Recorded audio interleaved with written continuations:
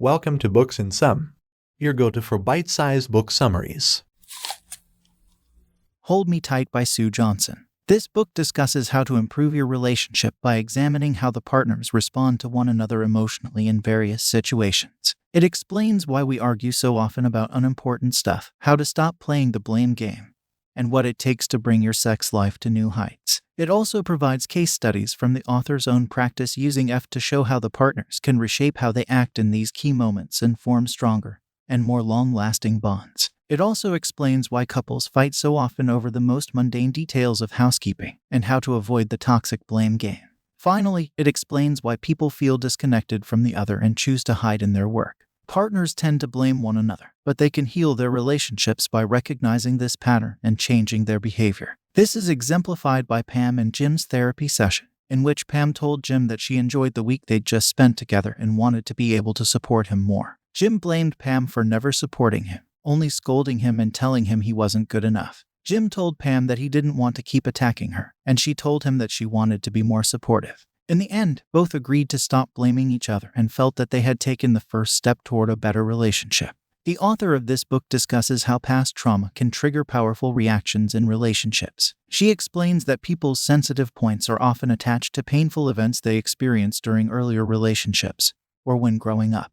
When life challenges cause couples to disconnect, it is important to identify why things went wrong and share their emotional wounds with their partner, no matter how deep they run. This will improve the communication in your relationship, as your partner will better understand you. The author also suggests that when life presents serious challenges, it can be difficult to act and communicate with such nonchalance, as life always becomes more trying when we have to carry burdens like illness, depression, or the loss of a job or loved one. Relationships can cause trauma that has to be confronted and healed, and when one partner denies the other's offering of love, it is likely that a traumatic event is playing a hand. To recognize such disconnections and reconnect with your partner, it is essential to analyze how and when things go south. When Claire and Peter began taking a closer look at their fights, Claire found that the problem stemmed from her getting mad and complaining a lot. They put the pieces together to see how Claire had grown angrier, while Peter had feigned increasing indifference. Eventually, they both realized how their respective behavior was difficult to deal with and resolved to move away from these patterns going forward.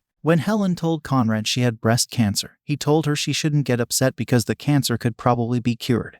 And then he withdrew into his office. Helen recalled how vulnerable she felt that day.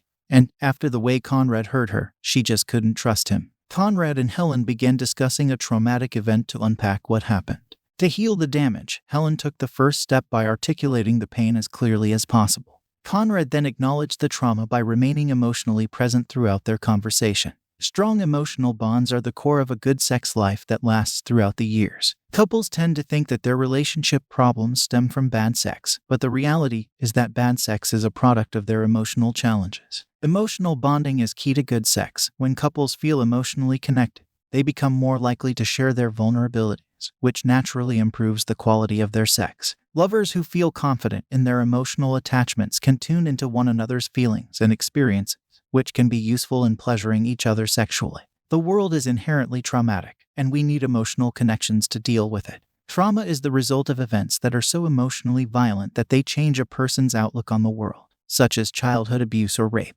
Firefighters, police officers, and soldiers are routinely traumatized by their work experiences, and PTSD is a mental health condition caused by trauma. The world is traumatized, and healing can be facilitated through emotional bonding. Chris Fraley found that people who survived the 9/11 attacks were better off 18 months down the line if they felt emotionally in touch with someone nearby. He also found that secure relationships even seemed to be doing better than they had been before the attacks, while isolated survivors were suffering from crippling depression and flashbacks. The key message in this book is that relationships are key to emotional security, but often they end up in a dead end or a shambles. Actionable advice is to cuddle your partner for a stronger relationship, as physical connection and emotional bonding are key to a healthy relationship.